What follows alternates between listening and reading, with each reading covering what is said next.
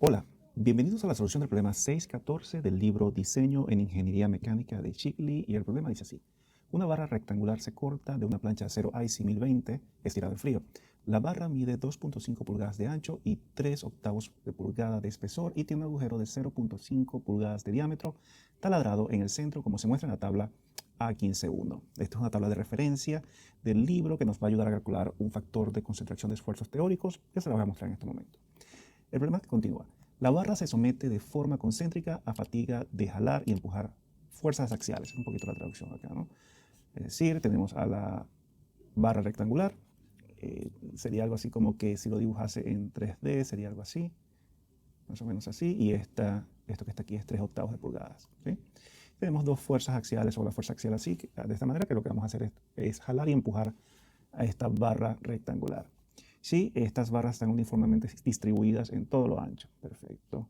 Mediante un factor de diseño de n sub d de 2, estime la mayor fuerza F sub A que se puede aplicar, pero ignore el efecto de columna o pandeo. ¿Qué quiere decir eso? Que cuando las fuerzas axiales estén comprimiendo esta barra rectangular, lo que nos dicen es que no tomemos en cuenta la posibilidad que tiene esta barra de pandearse o de realizar este tipo de deformación. O sea que vamos a trabajar con un esfuerzo axial simple, sin ningún tipo de problemas. ¿Okay? Entonces, vamos a sacar unos datos que nos están diciendo. Primero nos dicen que es una barra de acero IC 1020 estirado en frío. Entonces, si me traigo esta tablita por aquí, entonces voy a tener que la tabla de 1020, o el acero 1020, este que está acá, estirado en frío, este que está acá, cold drawn, tiene una resistencia última a la tensión. Esa es la resistencia en la cual se rompe, ¿no? Que debemos utilizar para la rotura del material, y tiene una resistencia a la fluencia de 57. O sea, tenemos 68 kPSI y 57 kPSI o kilopondios. Entonces, ¿por qué trabajo con kilopondios o con el sistema imperial? Bueno, porque nos están dando las dimensiones en pulgadas, ¿sí? Sobre todas ellas. Entonces voy a anotar acá que la resistencia última a la tracción de este material es de 68 kPSI. Y la resistencia a la fluencia en realidad no la voy a utilizar, pero la voy a anotar de todos modos acá. Y esto sería de 57 kPSI. ¿Bien? ¿Qué más necesito de acá? No necesito más nada de esta tabla. Entonces, simplemente para recapitular, tengo acero IC 1020 estirado en frío, y aquí tengo las dimensiones en kPSI para la resistencia última a la tracción y la resistencia a la fluencia. Entonces ya no necesito esta tabla y la voy a poner pequeña y la muevo para acá. Muy bien. Ahora, ¿qué necesitamos saber? Bueno, lo primero, como estamos trabajando con el tema de fatigas, entonces es ideal calcular el límite teórico a la fatiga, el límite de laboratorio. Entonces es la ignorancia. Entonces el límite, acá, límite de resistencia a la fatiga, ponerlo teórico. Entonces este límite va a ser, poner una linecita acá, S sub E' va a ser igual, y como he dicho en el otro video, que justamente el primer video que monté acerca del tema de fatiga, esto académicamente lo vamos a utilizar como la mitad del límite último de resistencia a la tracción, o sea, esto que está acá. Lo que quiere decir que este límite de resistencia a la fatiga teórico va a ser igual a 0.5 por 68 kPSI. Entonces, esto va a ser igual a, vamos a la calculadora, que siempre la tengo acá, y va a ser SUT 0.5 por 68. Perdón, SUT 68, déjame guardarlo acá en memoria, SE' va a ser igual a 0.5 por SUT. Y es 34. Una cuenta muy sencilla, pero quiero mantener esos valores en memoria. Entonces, sería 34 kPSI.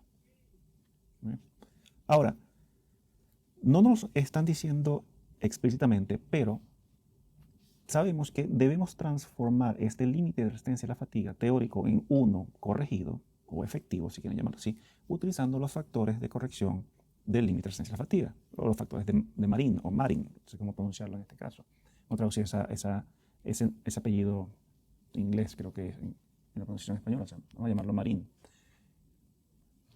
Esos factores de corrección del límite de resistencia a la fatiga son varios. De hecho, cuando ves el libro original donde se publicaron estos factores, aparecen muchísimos, pero En la literatura vas a encontrar que se agrupan en 6.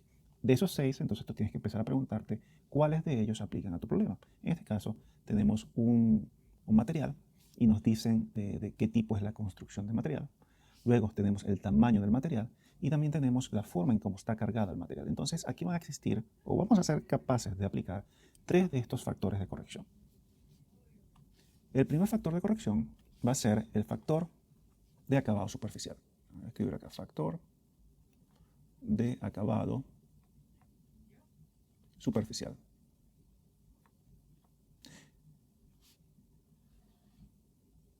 Lo coloco acá y me va a traer una tablita que lo tengo, que es esta que está acá. Qué grandecita. Muy bien.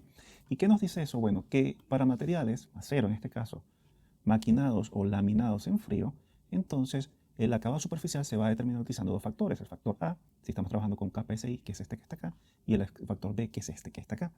¿Y dónde se aplica eso? Se aplica en la fórmula que se llama K sub A, factor de acabado superficial, es igual a A por el límite último de resistencia a la tracción, A elevado a, a ese exponente que está allí. ¿Cuánto sería esto? Bueno, habíamos dicho que era este que está acá. De hecho, como voy a dejar la tabla aquí, voy a esto que está acá, esto y esto. Muy bien. Aquí es igual a 2.7 o 270 por el esfuerzo último de resistencia a la tracción, que es 68, elevado al exponente ese que tenemos allí, que es 0, acá, punto 265. Y esto es igual a, vamos acá y vamos a llamarlo K minúscula A, va a ser 2.7 por SUT, que va a estar elevado a, en paréntesis acá, menos 0.265. Me da 0.88. Acá 88. Ya tenemos nuestro primer factor de corrección. Ahora, el segundo factor es el factor de tamaño. Y entonces, en este caso, el factor de tamaño, escribirlo acá, tamaño, K sub B. En este caso, el factor de tamaño va a ser simplemente igual a 1 porque está cargado axialmente. O la pieza o la barra rectangular está cargada, carga axial únicamente. ¿Y por qué esto? Bueno, porque cuando se estudiaron o se estudian experimentalmente estos valores, estos factores de corrección, se hacen como patrón, se toma como patrón una probeta o un elemento de prueba cargado axialmente. Y ese sería como quien dice la referencia. Cualquier otro sale de la referencia y entonces tiene que ser ajustado. ¿Sí? El tercer factor va a ser el factor de carga. ¿Cuál es la carga que se está utilizando allí? Aquí va a escribirlo, factor de carga. Acá. Y ese factor de carga es K sub C, lo que va a ser igual, según esta tablita que tengo acá, me voy a traer, bueno, esto es copiado, acá, aquí puedo ponerle como que una flechita, es decir, ¿sabes qué? El factor de carga es este que está acá, es decir, 0.85. De hecho, debería de aprovechar y escribirlo acá de una vez, 0.85. Por lo tanto, el límite de resistencia a la fatiga corregido, S sub E, va a ser igual a K sub A por K sub B por K sub C. Parece una R, ¿no? K sub C, es una diferencia mayúsculas de minúsculas acá. Por el factor de resistencia a la fatiga, o el límite de resistencia a la fatiga teórico, lo que es igual aquí. Empecemos a multiplicar todos estos factores que acabamos de conseguir. 0.88 por 1 por 0.85. Y esto lo multiplico por 34 kPa6. Aquí es igual. Déjame escribir acá K sub B igual a 1, K sub C igual a 0.85. Entonces, SE, límite de resistencia a la fatiga modificado o corregido, va a ser igual aquí en K sub A por K sub B por K sub C por el límite de resistencia a la fatiga teórico. Y eso me da 25.5 acá. 25.5 kPSI. Perfecto. Ahora, ¿qué más tenemos que hacer? Bueno, como tenemos que en la barra rectangular existe un agujero, entonces van a existir concentraciones de esfuerzo por el hecho de interrumpir ese flujo normal que puede existir de ese flujo de esfuerzos dentro de la barra como tal. Y para ello entonces tenemos que buscar cuánto vale el factor de concentración de esfuerzos teórico. Para este caso, eso es lo primerito que tenemos que hacer. Y voy a traer esta tabla que está acá, la voy a agrandar un poquito acá, un poquito más, que se vea. Y déjame arreglar unas cositas acá, tengo varias gráficas. Y entonces aquí voy a escribir esto, factor de concentración de esfuerzos, factor de concentración, voy a abreviar, de esfuerzos teórico. Para este caso,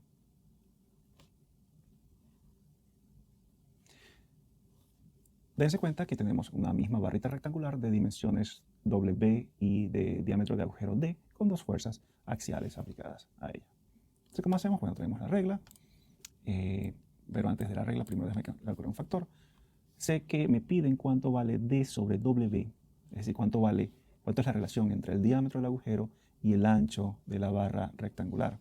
Entonces, esa relación D sobre W va a ser igual a 0.5 pulgadas sobre 2.5 pulgadas. Y esto me va a dar un valor adimensional. Voy a la calculadora, va a ser 0.5 entre 2.5. Me da un quinto. Es 0.2. 0.2. Entonces así puedo traer la regla esta, pongo 90 grados y me vengo a 0.2 acá. Voy a traer una línea roja. ¿Sí? Tengo esta línea hasta aquí. Y luego puedo volver a setear esto a 0 grados y me vengo para acá. Recordemos que esto es aproximado. Acá. Cierro esto. Esto está casi que a la mitad de... Aquí déjame marcar. Sí, la mitad entre 2.6 y 2.4. Entonces vamos a llamar que este valor que está acá es 2.5. Por lo tanto, el factor de concentración de esfuerzos teórico, K sub T, es igual a 2.5. Muy bien, ¿qué más? Ya tengo eso. Entonces, la idea de tener este factor de concentración teórico es que me permita sacar o calcular el factor de concentración de esfuerzos para la fatiga, K sub F. Entonces, vuelvo acá y llamo esto factor.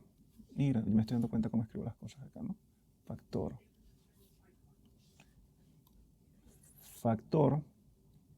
de concentración de esfuerzo, que es una corrección del factor de concentración de esfuerzos teóricos, ¿no? De esfuerzo de fatiga.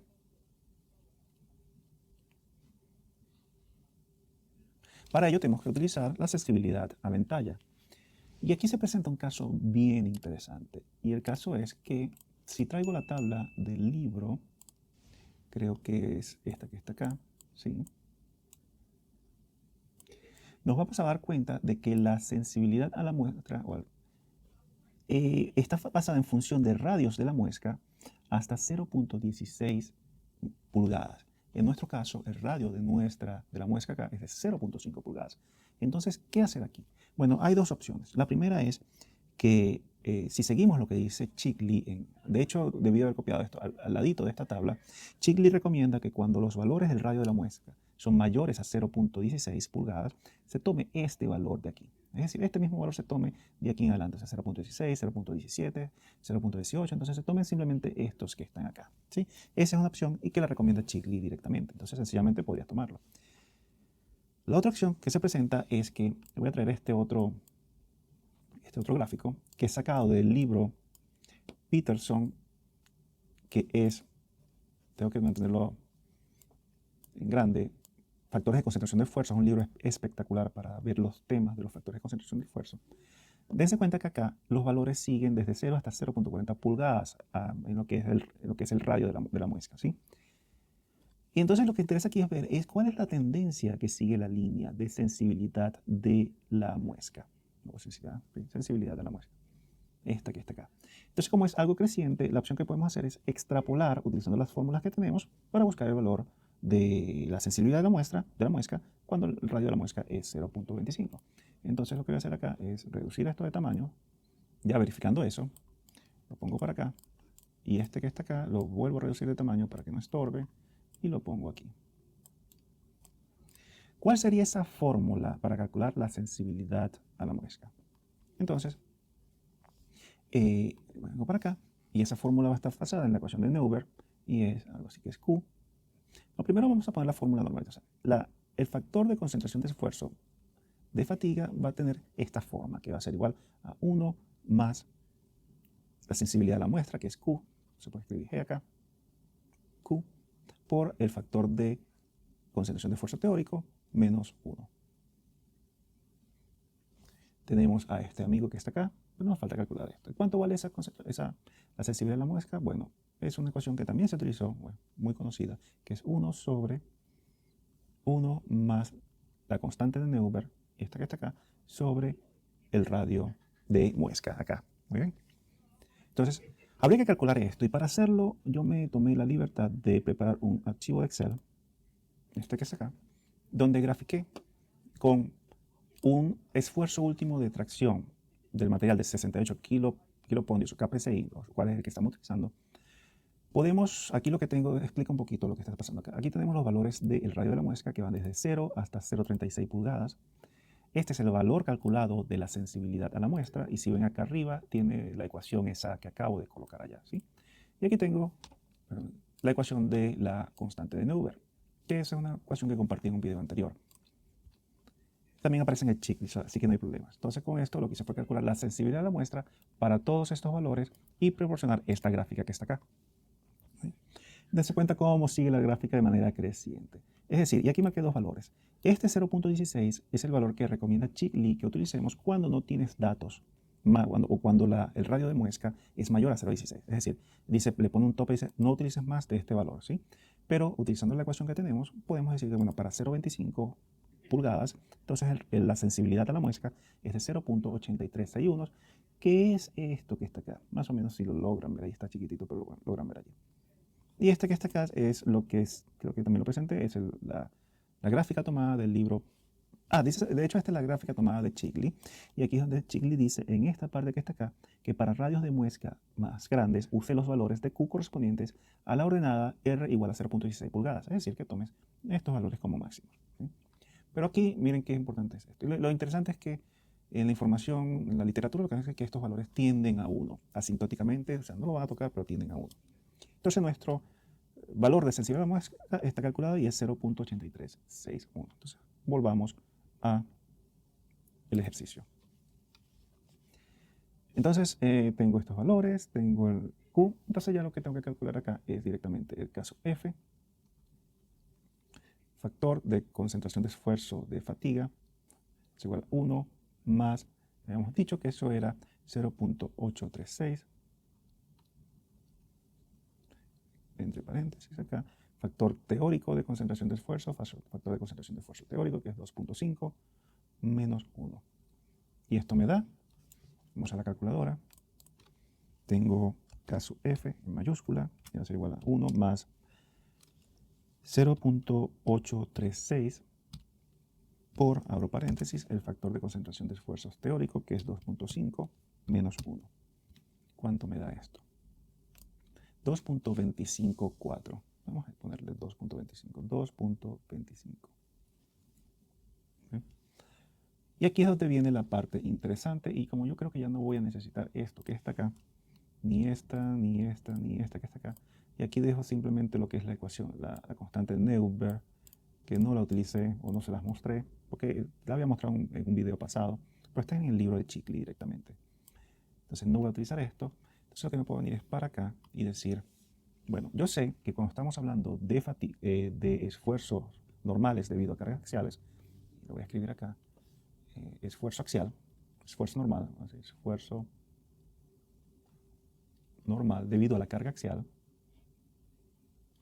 sigma A va a ser igual a, entonces puedo sustituir los valores, es decir, voy a tener que el esfuerzo normal creado por esa fuerza axial va a ser igual a 2.25 por la fuerza axial, que no sé la fuerza axial porque lo que me están preguntando en el problema es cuál es la mayor fuerza axial que se puede aplicar acá, ¿sí? Tomando este factor de diseño o factor de seguridad, como quieran llamarlo. dividido entre el área. ¿Y el área de esto quién es? Bueno, el área donde está aplicada esa fuerza va a ser esto por el espesor de la barra rectangular. ¿Y cuánto va a ser eso? Bueno, pero ojo, esto lo tenemos que tomar acá, ¿sí? Eso lo tenemos que tomar es acá. Y acá es donde está el agujero, ¿sí? Y aquí, o sea, si tomase esta parte únicamente, entonces diría que toda la sección de la barra va a resistir ese esfuerzo normal. Pero en realidad la parte débil de la placa o de la barra rectangular está acá. Entonces solamente estas dos áreas son las que van a resistir el esfuerzo normal. Entonces por ello es que cuando yo calculo el área de este pedacito que está acá, de este y este que está acá, va a ser igual a quién? Bueno, al espesor, y eso sí es constante para todo, que es 3/8 por el ancho de esa área que está allí. Y el ancho de esa área que está ahí es 2.5 menos el diámetro del agujero allí. Entonces, ese es sigma A en función de la fuerza axial. Vamos a la calculadora. Y voy a tener que es que 2.25 entre 3 entre 8, 3/8, por 2.5 menos 0.5. Y eso me da, fíjate, 3 directamente. Entonces esto es igual a 3 veces la fuerza axial. ¿Qué hacemos con eso? Bueno, ahora nos traemos nuestra definición de lo que es el factor de diseño para casos de fatiga. En casos de vida infinita para acá. Entonces va a ser igual a que ND es igual a ¿quién? ¿A cuál es la relación que existe entre el límite de resistencia a la fatiga y el esfuerzo aplicado a la pieza? Es decir, este sigma sub A. Entonces, eso quiere decir que 2 va a ser igual a ¿quién? A ese 25.5 kPSI sobre 3FA. Voy a despejar entonces FA, que me dice que esto va a ser igual a ¿quién? A 25.5 sobre 6. Porque 2 por 3 es 6, entonces la máxima fuerza axial que se puede aplicar allí, y vamos a colocarlo acá, FA es igual a 25.5, que ese es SE dividido entre 3. Entre 6, perdón, acá. Me da que eso es 4.25. Aquí. ¿Y esto en qué unidades va a estar dado? Bueno, en kilopondios también, un kPSI. Y marco este resultado, que es ya el final de este problema, que es lo que nos están pidiendo acá. Perfecto. Entonces, para recapitular un poquito, nos piden buscar cuál es la fuerza axial máxima para que esto tenga un factor de diseño de 2, cuando diseñado en fatiga, límite de vida infinito o vida infinita. No lo dicen, pero es asumido, porque si no tuviésemos que calcular el número de ciclos. Entonces, en este caso, calculamos el límite de resistencia a la fatiga teórico, utilizamos los factores de corrección del límite de resistencia a la fatiga, factor de acabado superficial, factor de tamaño, factor de carga, calculamos el límite de resistencia a la fatiga corregido, calculamos después el factor de concentración de esfuerzo teórico haciendo uso de esta gráfica que está acá. Calculamos luego cuál es el factor de concentración de esfuerzo para la fatiga, o que tenemos que tener en fatiga, utilizando el concepto de sensibilidad de la muesca, y que nos da eso, que nos ayudamos un poquito con un Excel que hice para esto. Y luego procedimos a calcular cuánto vale ese esfuerzo axial causado por la fuerza axial o esfuerzo normal. Aplicamos la condición de diseño y al final nos da que la fuerza máxima axial que puedo aplicar allí para que esto cumpla con el factor de diseño que nos están dando es de 4.25 kilopondrios kPSI. Y este es el final del problema. Si tienes alguna duda o alguna pregunta, por favor déjamelo en los comentarios y nos vemos en el próximo video de solución.